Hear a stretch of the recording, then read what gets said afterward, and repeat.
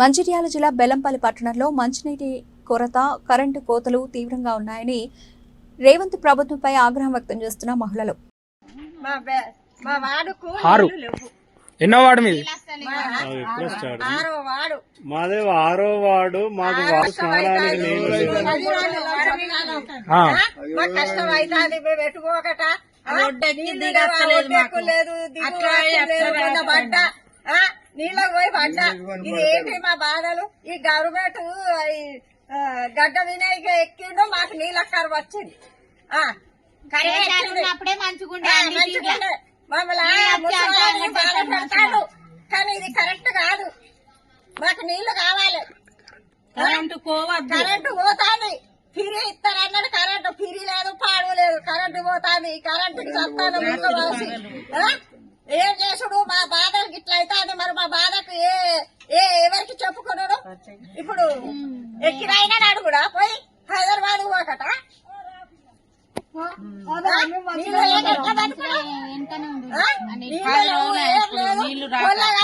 దొడ్డి పోయినా కానీ నీళ్ళు వస్తలేవు. మాకు బోరం లేదు, పాడు లేదు. ఏం చేసుడు? మాకు ఈ కష్టాలు ఎందుకు? గెలిచినావు, మంచిగా కూర్చున్నావు, మంచిగా బిల్డింగ్ లా ఉన్నావు.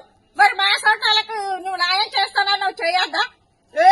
ఇల్లు ఇస్తా, మీకు ఉద్యోగాలు ఇస్తా, రూపాయలు ఇస్తా, ముసలోళ్ళకు కరెంటు బిల్లు ఇస్తా, గ్యాస్ పైసలు ఇస్తా.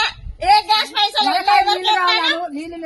నీళ్లు లేవు. ఇప్పుడు నీళ్ళకి వస్తాను 10 రోజులు ఆయన ఏం తాగు ఎక్కడ? ఇప్పుడు మాకు బోరాలు చూడలేవు.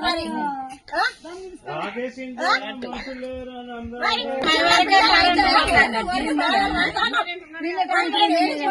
కరెంటు తిరిగి ఇస్తాను, కరెంటు లేదు. కరెంటు తీసేసుడు. ఏంటి మా బాధలు? అట్లా పడి తిరిగిపోవాలి.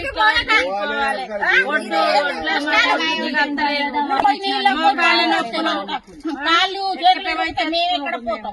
మమ్మల్ని కాళ్ళ నొప్పులున్నాయి. ఎప్పుడు దిగుడు అట్లా చుట్టూ తిరిగి రావాలి, ఇట్లా చుట్టూ తిరిగి రావాలి. ఎట్లా పోట్లున్నా గాలి లేదు, కరెంటు లేదు. అర్ధరాత్రి కరెంటు పోతాంది. మాకు కరెంటు ఉంటలేదు. ఉడకపోతల పిల్లలు, జల్లెలు, ముసలోళ్ళు, ముడిగాళ్ళు ఎట్లా అంటారు? చీకట్లా నీళ్లు కావాలి మాకు. దినం తప్పటి నీళ్లు ఉండాలి, కరెంటు ఉండాలి. మాకు నీళ్లు ఇడుచుడే లేదు. 10 రోజులు అయితే కొట్టుకున్నాను. బోరంగి లేదు, పంపులు లేవు. ఎక్కడికి పోయొచ్చు?